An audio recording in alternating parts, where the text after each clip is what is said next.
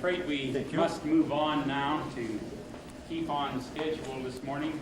Our next paper is by Professor Smith from the University of Denver, and his topic is the surface structure and reactivity of black carbon.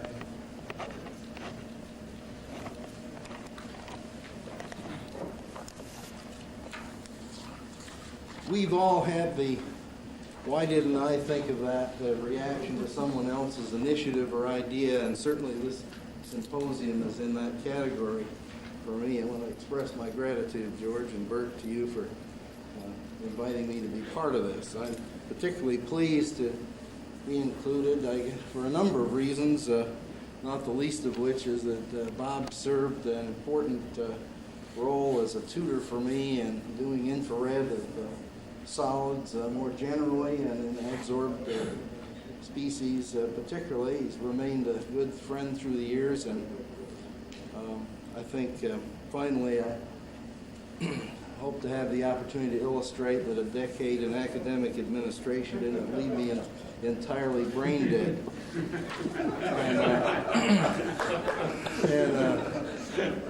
Bob's reaction to that when I first mentioned that my university had asked me to undertake a major administrative assignment, I'm sure is illustrated by one of my favorite cartoons.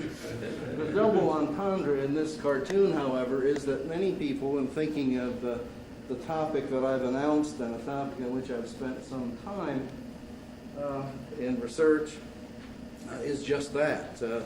What is this complex and messy material, and why would anyone be interested in it? Let me just take a couple of minutes to go back about 23 years to a period my career at Scripps Institution of Oceanography, where Ed Goldberg and I found that time the results of biomass burning in pelagic or deep sea sediments. Ed's interest in that was, and still is, the role of this in man's impact in the world's oceans. My interest, of course, was what role this played in our atmosphere. We were able to, just to continue this little prologue, we were able to show by analysis, it turns out the infrared analysis, that the distribution of this material across the face of the Earth was quite widespread. And these are measurements that have been superseded by much more sophisticated techniques, those of Novikov and colleagues, particularly where an airborne atherometer has shown the profile of carbon in the vicinity, in this case, of Barrow, Alaska, and shown with quite high resolution exactly the distribution of carbon as a function of altitude. The origin of this material, which is of interest to us for at least three principal reasons. It certainly plays a role in our health. I live in a city in which it's a major concern in the fall. Health effects are a major problem. It certainly has a role in the Earth's radiation budget, determining what radiation reaches the Earth, what is scattered. But from my perspective, it is, of course, also of interest in its role in atmospheric chemistry.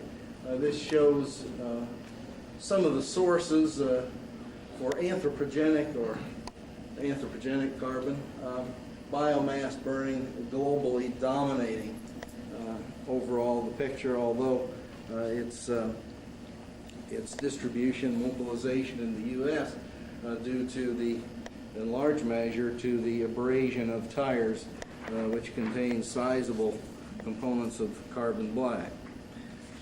Early on, the material that we began to look at, just to show you what kind of substance we're looking at, I'll draw your attention to the bottom half of the slide. Hexane soot we'd hoped to promote as a model for looking at the reactions and the structure of this material. Normal hexane serving as a model for liquid fuel combustion. These are almost perfect little spheroids, aggregated like bunches of grapes, of average diameter less than or equal to 1/10 of a micrometer. the effect of ozone seen in the top I will return to before I terminate this discussion. Our approach to this has been multifaceted. We've looked at this material and its reactions with a number of techniques. I'm going to concentrate in this talk on some examples of the use of infrared in examining what we believe at least to be the surface of this material. And we've used relatively classical techniques in doing so. This typical cell in which one can manipulate the sample within the vacuum, within a heating area, and have it cling. It turns out this material, when produced in a flame, clings quite nicely to halide windows. So the early work which we did in examining the infrared spectra of this material was done with cells of that sort and at that time, newly acquired Fourier transform infrared spectrometer. I use this single spectrum as an illustration of a number of effects that I think are embodied in this. First of all, from 1850 to 550, this is the infrared spectrum of the material that we are using as a model for fossil fuel generated carbon. You see a number of things. I'm going to draw your attention primarily to this band, which is the ubiquitous band in most carbons. Bob and I have given different assignments to this, I think, in the past, but the degassing of this material, its reoxidation by oxygen 18, showing the shift of what is a band very closely absorbing to that of the aromatic frequencies in the 1600 region. Beneath that band, and many other experiments as well, I think, confirm the origin of this in a carbonyl conjugated with an aromatic system, a carbonyl which can be replaced by surface oxidation. These, of course, are carbon-hydrogen deformations. This is we've assigned this to and have good other evidence as well that this band is an anhydride and so on. So we have found that Fourier transform infrared with its with the ability to do spectral ratioing, subtraction of the background, if you will, is an invaluable tool. We have extensively used isotopic techniques, in this case a completely deuterated hexane to assign these frequencies. I'm going to show you a model of this in just a minute. We've also used some degassing techniques and learned a lot about this surface. In this case, we see a band at about 1750 or so that I mentioned was assigned to anhydride. That one, curve A, is the one that results after a degassing at 600 degrees Celsius. Reoxidation does not bring back that band, as you can see, as it's compared with the original band in spectrum B. It is, however, possible to regenerate some of those carbon-oxygen functionalities with oxidation. This is a complex substance, not exactly sludge, but it is a fairly complex substance. We have extracted and identified by a number of analytical techniques, including GCMS, some of these molecules. These will remind you again of the health impacts of the human respiration of particles of this kind, an area which we have not studied, but we know that as much as 1/3 of this material is composed of molecules of this sort, which are undoubtedly nothing more than truncated sections as this structure grows from the vapor phase. This is all to lead us to the picture that we certainly have, and this is similar, I suppose, some of the structures you've seen of coal and other carbonaceous substances. This one fits exactly the elemental analysis, the analysis for functional groups, the carbon-hydrogen content, and so on. This is not, however, a typical graphitic substance. It does not behave physically like graphite, nor does it contain the fullerenes. We have looked in our combustion product for buckyballs and by the techniques that have been used to do so, and have not found this material. They are much, much larger particles, something of the order of 500 rings in one dimension and about 100 layers in the other. Now, to get on to some of the more recent and I think more interesting aspects of this material, I'll pull out as an example of some of the heterogeneous kinetics that we have done using infrared spectroscopy. This example of the reaction of soot, normal hexane soot, with nitrogen dioxide N2O4. This was originally at a relatively high concentration. The assignments of these bands we think are quite certain. We've exhaustively used isotopic techniques and other things to identify weak carboxylic functionalities, but mostly nitrito, nitro, and nitramine functionalities on this surface. This is a subtraction spectrum, again illustrating, as you well know, the power of a microcomputer interface spectrometer.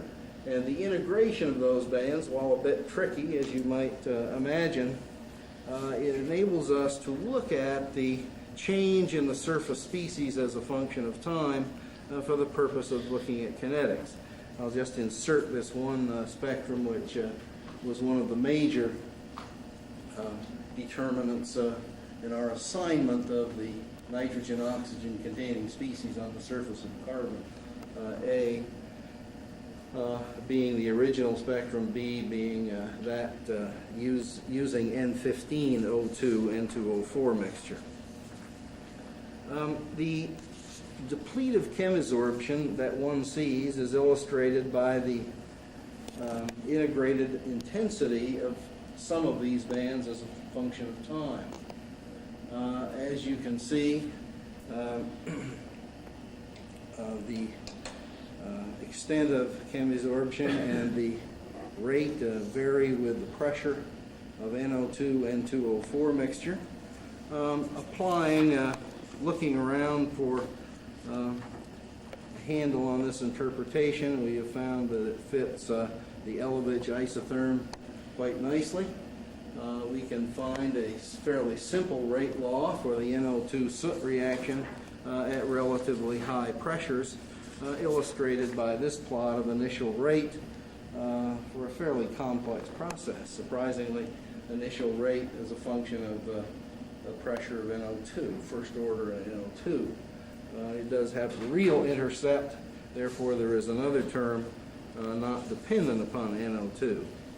Well, in recent years we have been able to look at much lower concentrations of this material and have at least know that this dual site mechanism holds, we believe, at least it's consistent with the data, from relatively high concentrations of NO2 of several torr down to about 3 parts per million. This appears in a recent issue, in fact, of carbon. The initial rate is consistent, again, with that dual site mechanism, embodying in both cases the facile equilibrium between NO2 and N2O4. Another example of the heterogeneous kinetics that we have studied with carbon is that of ozone and carbon. Again, let me emphasize, as I should have with the case with the NO2 reaction with carbon, that this is only one of the products of the reaction. We are looking at the formation of surface species, as in NO2, which has, at least at higher concentration, other products. So it is with the reaction of ozone with carbon, which produces as well carbon dioxide and water, as well as these kinds of surface species. As one can see, the growth with time of these carboxylate species. You will note that the growth of this band, some diminution in the carbon hydrogen, a growth in the CO, diminution in the ozone, and very little change really in the 1600 band that we have described previously, that should not really be affected by its reaction with ozone. Now this is an extremely important reaction, we believe, because while we're missing some ozone these days in our stratosphere, we're making it up in some locales in the lower troposphere, which is not so good. It happens that there's a remarkable solubility attendant to the reaction of ozone with particulate carbon. One can, in fact, with the exposure of this material, normal hexane soot, to a very low parts per billion level concentration of ozone, make very fine ink. Remarkable suspension capability. We have done some exhaustive experiments that I've only summarized here, but which, in my view, pretty much identify the mechanism for the solubilization of carbon particles in the presence of even very small quantities of ozone. The formation of lactones and anhydrides with their rapid hydrolysis, one can show that with the addition of some basic content of aqueous suspension, that one forms anionic species, and that whole process can be reversed. Surface spectroscopy then has aided greatly in our interpretation of what I think is an altogether remarkable phenomenon. That phenomenon is manifested, in fact, in the Denver urban area, to give you an example of the kinds of implications this sort of work has. As we go from the slide labeled Englewood to Denver to Welby, the residence time of particulate in the Denver atmosphere increases to the right. We have pretty unambiguously shown the increase in the carboxylic content and therefore the soluble fraction of that particulate. We did this in cooperation with my colleague Don Stedman, who has the capability to collect such samples. We are not into that game, but we collaborated in this, and I think have shown that that solubilization is an extremely important factor in the role of ozone in the atmosphere. Well, what we are doing now is some things that I remembered from Bob's laboratory actually many years ago. Fred Mertens, who's here, was doing a good deal of this. We've interfaced a modified con microbalance to look simultaneously at the uptake of reactant increase in mass as we look at the gas phase changes in product and reactant. We felt constrained that we were not able to describe quantitatively what was happening with the reactants and products of this reaction. And so this interface of a white cell, basically, with an FT spectrometer and the con balance, there is another element to this that I'll describe right at the end here in about 5 minutes, in which we are able to look at simulated solar radiation and its effect on these reactions. This currently is while we're moving to another generation of experimental capability, we are doing a great deal of our work with this. The results of this can be illustrated by, I think, this slide, which show how one can look at the diminution in the ozone concentration, the increase in mass of the carbon sample, the release of carbon dioxide. Just in the recent week or so, we've been able to look or estimate the evolution of water as well from this, which is not on this slide. An illustration again of how one can adapt infrared to quantitative measurements of systems of this sort. The last example that I'm going to use is that of sulfur dioxide. This is one in which there's a great deal of interest. It was, oh goodness, almost 40 years ago now that it was found in the Lake District of England, the covariance of sulfur with carbon. And we've been interested in this important sulfur dioxide, or wet sulfur dioxide oxidation in the presence of carbon for some time. I regret the busyness of this slide. The dotted line here is original carbon. Solid line dotted B is the result of reacting SO2 in the presence of oxygen and water with carbon. And B and A, rather, is an attempt over a period of about 3 years to seal a sample in the presence free of oxygen and water. It shows, the small bands there show our inability to totally exclude that, but the fact is that both water and oxygen are necessary ingredients for the oxidation of SO2 in the presence of carbon. Turns out that when you extract this material, the product, under those circumstances, the material that you get back is just exactly that, spectroscopically at least, that with which you started.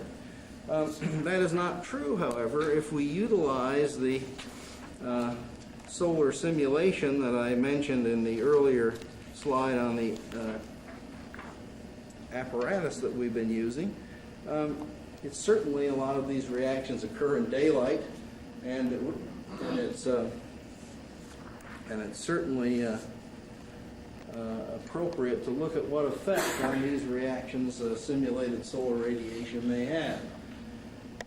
This is a filtered xenon source, and what we see is a complex of bands, some of them identifiable as extractable sulfate, which we saw before. However, on exhaustive extraction of these materials with distilled water, there is clearly left on the surface a covalently bound sulfate of some sort, and this reaction, that is the presence of simulated solar radiation, and the photochemistry implied by this has significant implications for atmospheric chemistry, and we are pursuing some of these photochemically influenced heterogeneous reactions of particulate carbon. Now, one of the things that one comes to in work like this ultimately is to try to relate it to real events in the real world, and the fact is that the interaction between carbonaceous particulate and an aqueous phase is really at the heart of almost all of its influences, whether it's a particle lodged in one's lung, whether it's carbon contained in an aerosol, whether it is a particle which is has a water film. These particles tend to grow. The atmosphere is filled with both hydrophilic and hydrophobic carbons. What is the nature of the interaction of this carbon with water? We have been carrying out a series of hydration experiments. This is not an infrared application, but I'll get to that in a minute, where we have seen as a function of the vapor pressure of water, the hydration of the surface of soot, soot freshly generated, exposed to SO2, exposed to ozone, exposed to NO2, to the point where we have reacted the surface to the extent that it normally will. And what is not superimposed here is the vapor pressure of water as a function of time that we simultaneously measure as we measure the uptake of water on these oxidized surfaces. What we've found as a result is that there is a very nice fit at higher pressures to an isotherm due originally to dubenin, which has been modified by others, in a higher pressure region. In the lower pressure region, it's very clear that the nonlinear relationship between the surface and water is due to a chemisorption of the sort. Certainly hydrogen bonding must be involved, so I don't know where one places that. And certainly in the scale of energies, it's somewhere between physisorption and chemisorption. And finally, we have found that the influence of physisorbed oxygen plays a major role in most of its reactions. We're pursuing that now with this experimental arrangement, which will enable us finally to look simultaneously, as others have some time ago, simultaneously at the surface of carbonaceous material as a function of the vapor pressure of water. The important importance in this is to be able both to generate isotherms and infrared spectra simultaneously, getting a look at that hydration process in the very early stages. Well, I've just given you a few examples of the kind of work in which we've been involved over the last many years, hoping to answer in part the question of how in the world can anyone spend a significant fraction of research time for several years looking at something like soot. It is a very complex substance, one with a whole lot of organic chemistry to still be learned. I have a host of colleagues and former students to thank for their involvement in this, most particularly my research associate, Dr. Abdul Chugtai, who basically runs my laboratory, and then the support of this work is acknowledged from several sources, but more particularly from the National Science Foundation's Atmospheric Chemistry Group, which has been most supportive, and our appreciation is extended to them for that. With that, I bring this to a close and entertain a couple of questions. Yes. In your oxygen 18 labeling experiment, Yes. you showed a shift of a number of bands to lower frequency, Yes, right. as if the spectra were just shifted over by 20 wave numbers. There were a couple exceptions where it wasn't. How do you explain that if you're dealing with species which have sharp spectra related to structures? How can you explain a shift of the entire spectrum the way you've seen? Well, most of them are carbon-oxygen containing functionalities, and those that are shifted, we're relatively certain, are produced by the reoxidation. In the case that the surface is reoxidized, they're explained by, of course, the normal CO16, CO18 shift. There are a couple of cases where that does not occur. For example, the case in which the carbonyl is, we believe, conjugated with that extended aromatic system, that is not basically shifted in that particular spectrum. It's a recreation of carbon-oxygen functionalities that we desorbed and then reformed. Go ahead. In your work on ozonating carbon surfaces,